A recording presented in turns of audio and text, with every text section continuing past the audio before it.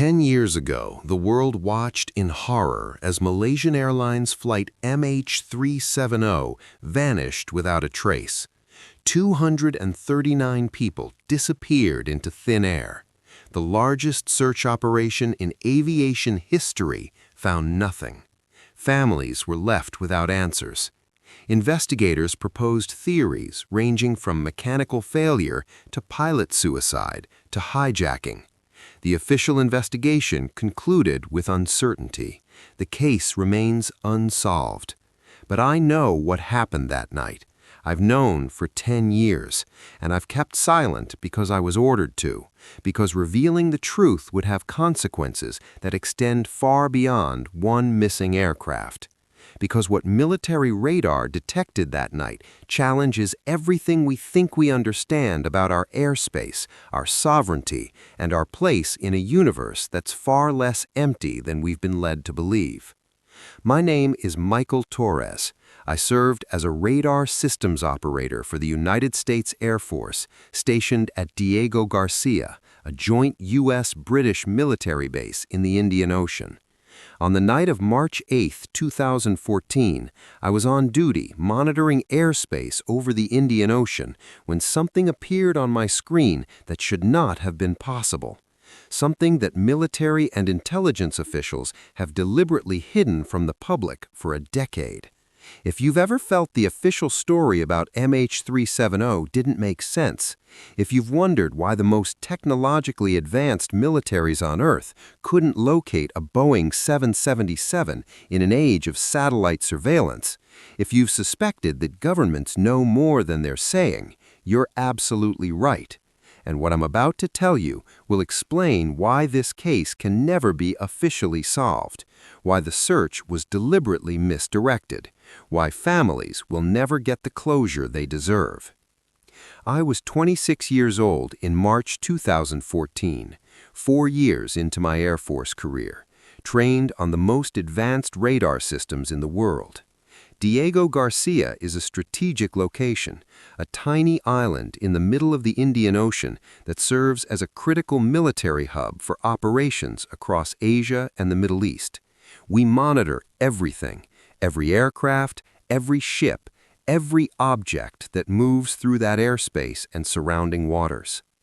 My shift started at 2200 hours local time on March 7th. Routine night watch. The systems were functioning normally, clear weather, low traffic, the kind of shift where you fight to stay alert because nothing happens for hours. Then at 01:21 hours, March 8th, an aircraft appeared on my screen that had just diverted from its planned route. Malaysian Airlines flight MH370, which I knew was supposed to be heading northeast toward Beijing. Instead, it had turned west, back across Malaysia, heading toward the Strait of Malacca. At first, I assumed it was a navigation error, or maybe a medical emergency requiring diversion to the nearest suitable airport. I flagged it for my supervisor, Captain James Richardson. He pulled up the flight data, confirmed the aircraft had lost transponder contact, and told me to track it closely. Standard protocol for an aircraft behaving unexpectedly. We watched MH370 fly west across Malaysia, then northwest up the Malacca Strait. The aircraft was clearly under someone's control. The turns were deliberate, precise, not the erratic movements of a plane in distress. Someone in that cockpit knew exactly what they were doing. I reported this to Captain Richardson. He made several phone calls to commands I wasn't cleared to know about, came back and told me to maintain tracking but to log it under restricted access. Already, less than 2 hours after the plane diverted, there were orders to limit who could see this data. MH370 continued northwest, then turned again, this time heading southwest into the Indian Ocean, directly toward Diego Garcia, and that's when everything changed. At 2:37 hours, something else appeared on my screen. Multiple objects, moving impossibly fast, coming from the southwest, from deep over the Indian Ocean where there should have been nothing. No aircraft, no known vessels, nothing. The radar returns showed 3 objects moving at speeds exceeding 8,000 miles per hour. For context, the fastest fighter jets in the world can barely exceed 1,500 miles per hour. These objects were moving at speeds that would destroy any conventional aircraft. And they were changing direction instantly. No arc to their turns, no deceleration, just immediate 90-degree changes in trajectory that would generate G-forces that would liquefy any human pilot. I called Captain Richardson immediately. He looked at my screen. His face went completely white. He picked up a red phone I'd never seen him use before, had a brief conversation I couldn't hear, hung up and turned to me with an expression I'll never forget, a mixture of fear and something else, resignation, maybe. He told me what I was seeing was classified, that I was to continue tracking but to speak to no one about these additional contacts, that this was now a national security matter at the highest level. I watched those 3 objects intercept MH370. They surrounded the aircraft, paced it. The Boeing 777 began descending, not crashing, descending in a controlled manner. The 3 objects maintained formation around it.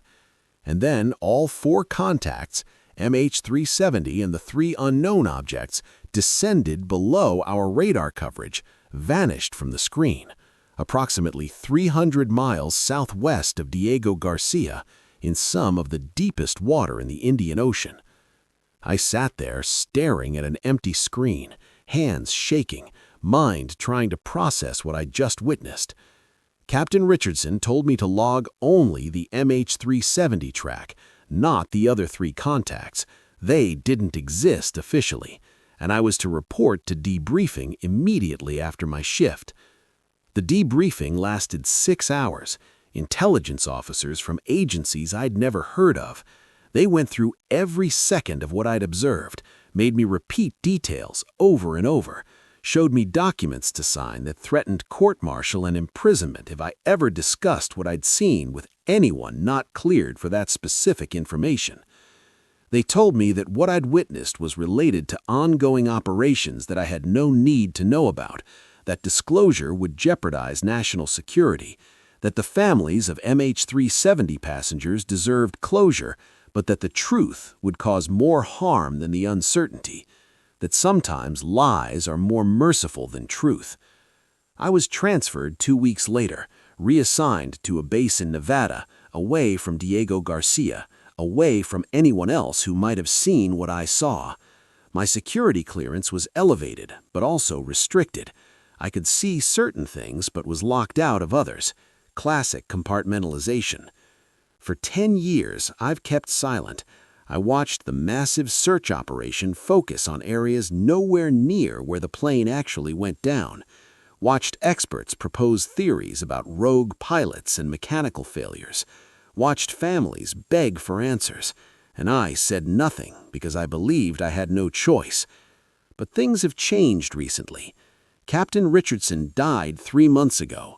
Heart attack officially, but I received an encrypted message from an anonymous sender the day after his death. It contained 2 things: a video file showing our radar screens that night, a recording that should never have existed outside classified systems, and a message in text. Others know. The truth is coming out. Speak now or let them control the narrative. I don't know who sent that message. Maybe someone else from Diego Garcia who was on duty that night. Maybe someone from the intelligence agencies who disagrees with the cover-up. Maybe someone from another military that detected the same things we did. Because here's what I've learned in researching this over the past 10 years. We weren't the only ones who saw it. The Royal Australian Air Force detected unusual radar returns that night in the same region. Their personnel were also silenced. The Indian military observed something in that airspace. They were also told to classify it. Multiple nations detected what happened to MH370, and all of them agreed to a coordinated cover-up. Why? Why would multiple governments cooperate to hide what happened to a commercial airliner? What could possibly be important enough to justify letting families suffer without answers? The objects I tracked that night weren't human aircraft, couldn't have been. No technology that any nation admits to having can move like that. The speeds, the instant directional changes, the lack of any detectable propulsion signature. Either some nation has made technological breakthroughs decades beyond what anyone else has, or those objects weren't made by humans at all. I believe, based on what I saw and what I've learned since, that MH370 encountered something not human, that it was intercepted by craft using technology we don't understand, that it was forced down into the ocean in a controlled manner, and that the reason governments won't admit this is because acknowledging it would mean admitting that our airspace isn't secure, that there are things flying in our skies that we can't identify, can't track reliably, and can't do anything about. Think about what that would mean. The aviation industry would collapse if people knew that aircraft could be intercepted by unknown forces. Military credibility would be destroyed if nations admitted they can't protect their airspace. The entire structure of how we think about sovereignty and security would crumble.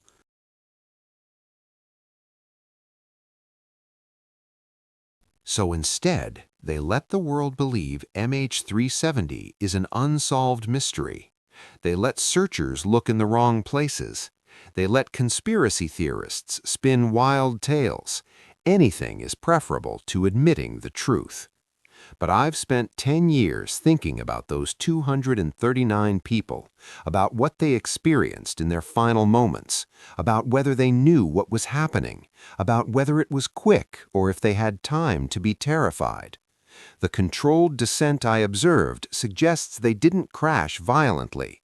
The aircraft was brought down in a manner that looked almost gentle by radar standards.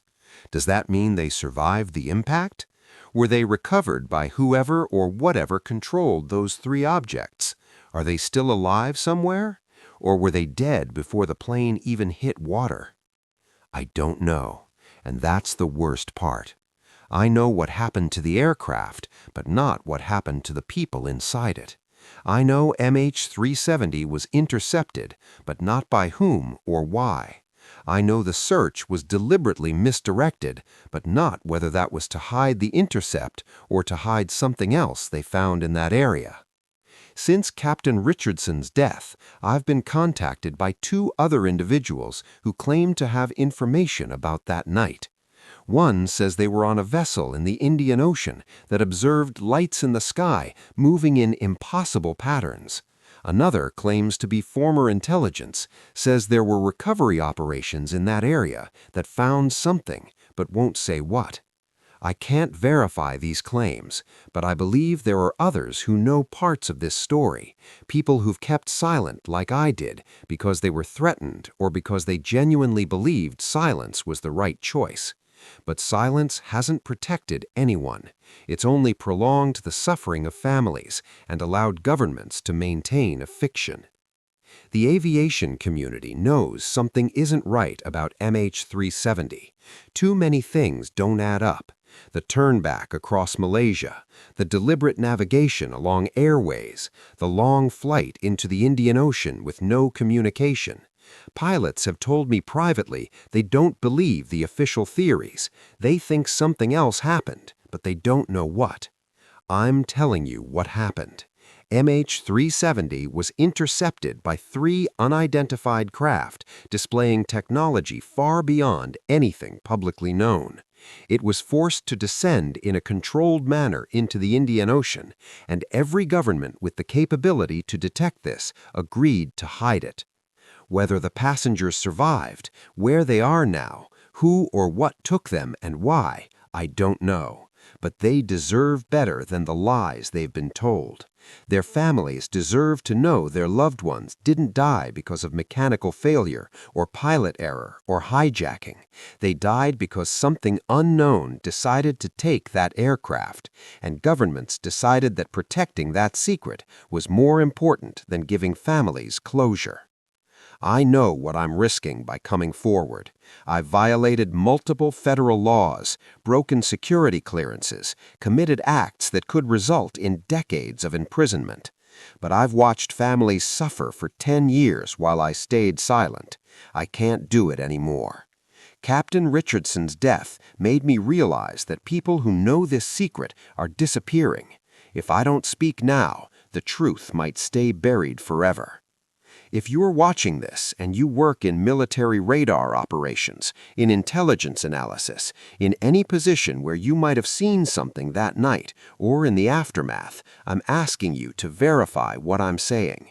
You don't have to reveal your identity, just confirm that anomalous objects were detected in that region, that data was classified, that personnel were silenced. Give the family something. Give the world a reason to ask the right questions. If you're in government and you know the full truth about what happened, about what was found or recovered or discovered, you have a choice. You can continue protecting this secret, or you can give humanity the truth we deserve. Yes, it would be destabilizing. Yes, it would raise uncomfortable questions, but we can't move forward as a species based on lies about who we share this planet and this airspace with. And if you're just someone who's followed this case, who's wondered what really happened, who's felt something wasn't right about the official story, trust that instinct.